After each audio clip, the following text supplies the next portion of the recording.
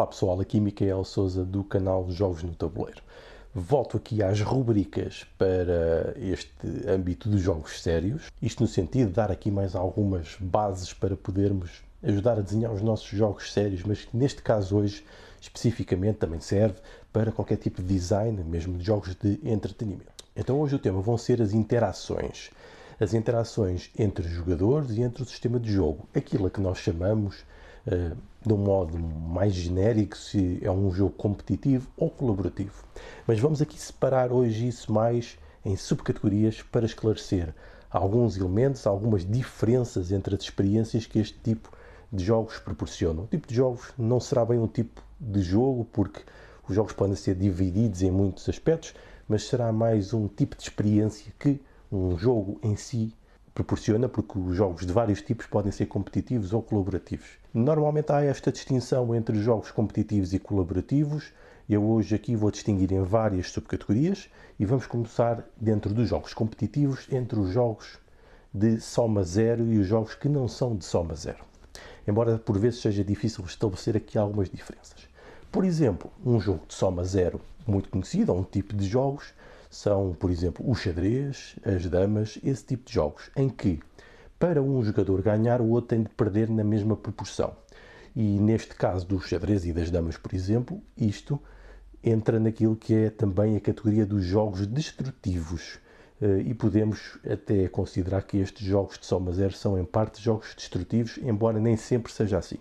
Por exemplo, no caso do xadrez e das damas, nós temos um jogo em que nós vamos fazer ações e que vamos removendo peças do tabuleiro, ou seja, vamos destruindo aquilo que é um máximo de potência, de força que os outros jogadores tinham, que era o seu conjunto de peças, que depois também pode crescer ao longo do jogo, sabemos que sim, existem ali mecanismos dentro do jogo que permitem isso, mas o objetivo é remover peças do jogador. E para um ganhar, outro tem de perder. Ou seja, se fizermos uma soma dos ganhos e das perdas, no final o jogo vai dar zero. Ou seja, aquilo que um ganhou, o outro teve de perder. Dentro dos jogos considerados ainda de soma zero, existe aqui para falarmos de jogos de tabuleiro modernos, aqui o Twilight Struggle, que representa muito bem isso que é para um ganhar, outro ter de perder. Porque aqui no jogo, até podemos ver aqui o próprio tracking, é um jogo para dois jogadores de simulação aqui do combate da Guerra Fria, um jogo de guerra. Supostamente, embora há quem diga que é um Eurogame, portanto, também podemos ter aqui algumas dúvidas. No entanto, o que é engraçado é que tem aqui o ponto zero, soma zero, equilíbrio. E para uma das fações dominar a outra, existe apenas aqui um marcador que vai andando para trás ou para a frente, consoante o poder vai tendendo para uma das fações. Portanto, para uma fação crescer em poder, a outra tem de perder esse mesmo poder. E isto ilustra muito bem aquilo que é o efeito soma zero num sistema de jogo. No entanto, existem mesmo jogos competitivos onde não tem que forçosamente ser jogos de soma zero. E isto entra mais nos jogos competitivos, mais de construção. E assim já entramos um pouco naquilo que são os Eurogames. Até podem ver depois no outro vídeo sobre o que é um Eurogame e quais os seus princípios. Nestes jogos, os jogadores estão a competir, mas estão a competir de um modo mais construtivo. Ou seja, cada um está a construir alguma coisa e no final a soma não é zero. É mais do que zero.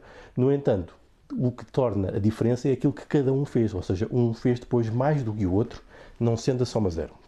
Então, dentro dos Eurogames, existem muitos jogos destes em que supostamente não é de soma zero. Um dos mais conhecidos é vamos aqui ao Catan. Porque é que não é um jogo de soma zero? Porque os jogadores estão a somar pontos e vão desbloqueando coisas pela progressão, pelo modo como vão acumulando recursos. Embora vão gastando e vão transformando noutras coisas.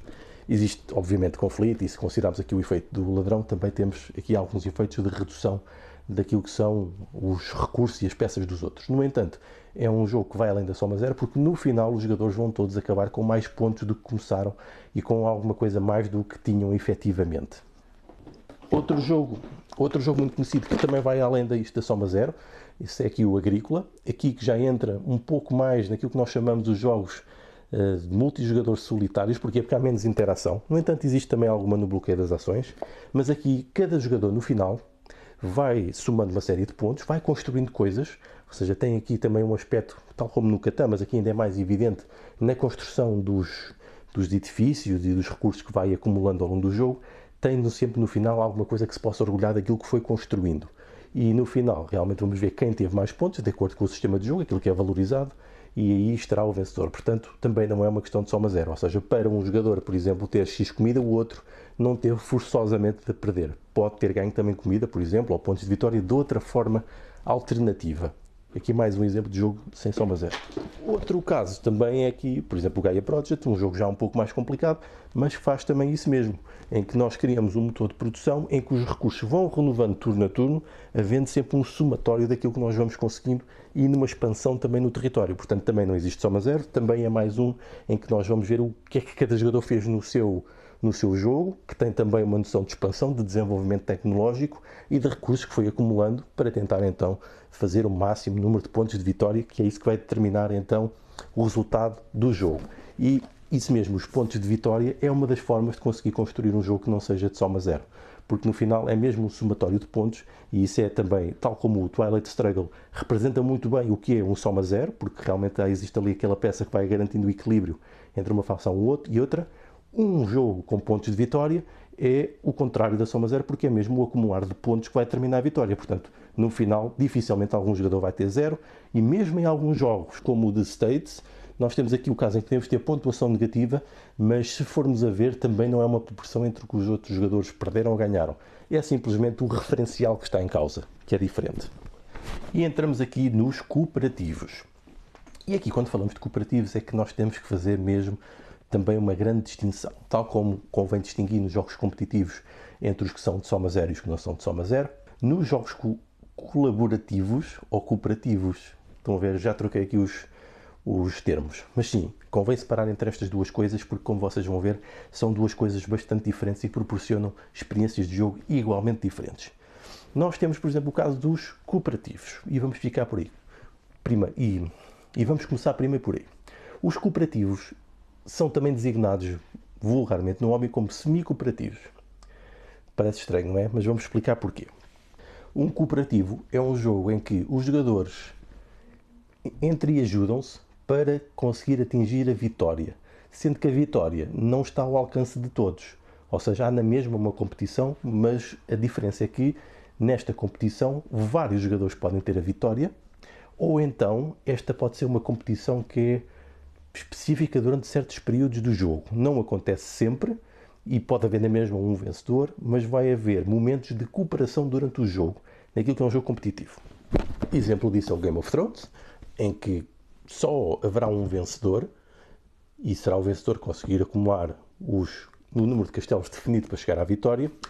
No entanto, os jogadores podem aliar-se durante o jogo e podem suportar-se a si mesmos nas batalhas e podem fazer acordos durante o próprio processo de jogo, antes de alguém realmente chegar à vitória. No entanto, esses acordos podem ser rompidos ou podem ser anulados e pode haver muitas traições neste jogo, que é também um dos interesses dele. No entanto, pode ser considerado um jogo cooperativo. Porquê? Porque em certos momentos os jogadores cooperam entre si, não sendo um jogo colaborativo. E já vamos ver então a diferença. Outro exemplo é, por exemplo, aqui o Arquipélago, que também é descrito como um semi-cooperativo, mas eu vou dizer que é um cooperativo. Porquê? Porque os jogadores também ganham individualmente e aqui eles têm uma condição de derrota coletiva. Se todos, ou seja, aqui já se começa a aproximar mais dos colaborativos. Se, por exemplo, as ilhas se revoltarem, todos perdem, à exceção de um jogador que pode querer a revolta. E aqui que entra a parte diferente, é que neste jogo cada jogador tem um objetivo de vitória diferente. Apesar de estarem todos a tentar garantir a estabilidade do arquipélago, política, económica e tal, eles têm diferentes objetivos. E isto é um modo de fazer isto. Ou seja, os jogadores supostamente estão a colaborar, lá está, colaborar e não cooperar, estão a colaborar para um fim global, ou seja, não querem todos perder. E nisto, na colaboração, a definição que eu quero aqui apresentar é mesmo esta: ou todos ganham ou todos perdem. Portanto, eles estão a colaborar para não perderem.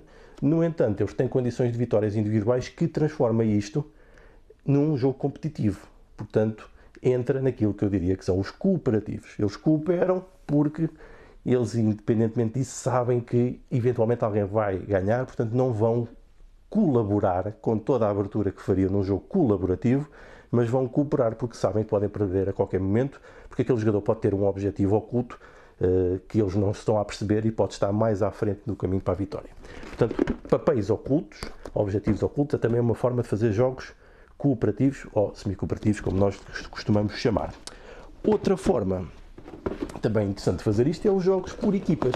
E temos aqui o Concórdia Venus, que é uma expansão que nós podemos juntar ao Concórdia para poder jogar em equipas. Lá está, também estamos a cooperamos com a nossa equipa para atingir a vitória, mas no entanto é um jogo competitivo porque só uma das equipas é que vai ganhar. Portanto também entra nesta classificação, tal como eu estou aqui a apresentar. E por fim, temos os verdadeiros colaborativos, que são aqueles jogos em que todos ganham ou todos perdem. Um dos mais conhecidos. Por fim, temos então o caso dos jogos verdadeiramente colaborativos, que consiste em um sistema de jogo em que todos os jogadores ganham ou perdem. E neste caso os jogadores vão tender a entrar em conflito, porque um jogo normalmente é um sistema de conflitos, vão entrar em conflito com o próprio sistema de jogo, vão tentar ganhar ao jogo. Portanto, o jogo tem de estar construído de um modo diferente para que consiga criar desafios aos jogadores, é quase como um sistema que corre quase de uma forma automática e controlada para ser um desafio para os jogadores, e os jogadores vão tentar resolvê-lo, e depois alguns destes jogos têm algumas, ou devem ter alguns elementos de design para garantir que de facto a colaboração existe e não acontece, por exemplo, os fenómenos do alpha player em que um jogador sozinho consegue controlar todos os outros, e isso depois acaba por destruir aquilo que é a experiência de um jogo totalmente colaborativo. Um dos jogos que mais vulgarizou este tipo de jogo colaborativo é o Pandemic, que veio muito a caso neste momento em que estamos a viver, ou seja, de uma pandemia que é controlada e removida pela ação conjunta dos vários jogadores, que depois até teve muito sucesso na versão Legacy, em que os jogadores configuram o seu próprio jogo, mas o que eu vou citar aqui é o Space Alert, que é um jogo também em que temos que controlar uma nave, temos várias funções para responder aos vários desafios que vamos sofrendo, e é um jogo jogado em tempo real, portanto também pode ser um colaborativo por turnos ou por etapas, ou então em tempo real. Isso também é possível, não é isso que determina se o jogo pode ter este tipo de interações ou não. E só para recapitular então, o tipo de divisão que eu propus aqui são competitivos, cooperativos e colaborativos. Dentro dos competitivos temos então os jogos de soma zero e os que não são de soma zero ou ficam ali no intermédio, portanto existem várias coisas deste tipo. Jogos que têm, por exemplo, o efeito de múltiplo jogador solitário, em que nós podemos estar a jogar o nosso próprio jogo sem grandes interações com o outro, que entra muito naquilo que são jogos que não são de soma zero, porque cada um vai tentar fazer o máximo possível e normalmente os pontos de vitória são uma forma, um mecanismo, ou uma mecânica, depende da vossa visão, de fazer isto na prática para o sistema de jogo funcionar. Depois temos os cooperativos, em que os jogadores cooperam entre si em diferentes escalas, sendo que normalmente há um ou vários vencedores, quer sejam jogados isoladamente ou em equipa. Os jogos podem estar pré-definidos para ser em equipa ou podem estar pré-definidos para os jogadores colaborarem em pontos específicos. Alguns destes jogos têm também papéis ocultos, objetivos ocultos para cada jogador, para fazer este equilíbrio entre a cooperação e a competição. E por final, os colaborativos, que são aqueles jogos em que todos ganham ou todos perdem, todos têm o mesmo desafio para resolver, havendo várias restrições para gerar interesse em um sistema de automação do próprio sistema de jogo para criar os tais desafios e tensões. E pronto, este foi o modo mais resumido que eu encontrei para tentar abordar este tipo de dinâmicas que os jogos podem proporcionar, e claro que isto depende sempre do tipo de mecânicas e mecanismos que os designers escolherem, e é isso que vai definir se o jogo tem estas características ou não, e o tipo de experiências e interações que vai gerar para os jogadores. Se viram o meu outro vídeo, vão ver aqui que é muita influência da metodologia MDA, portanto fica aqui mais um exemplo de como podemos abordar os jogos neste lado mais específico e mais formal. Então vá, adeus!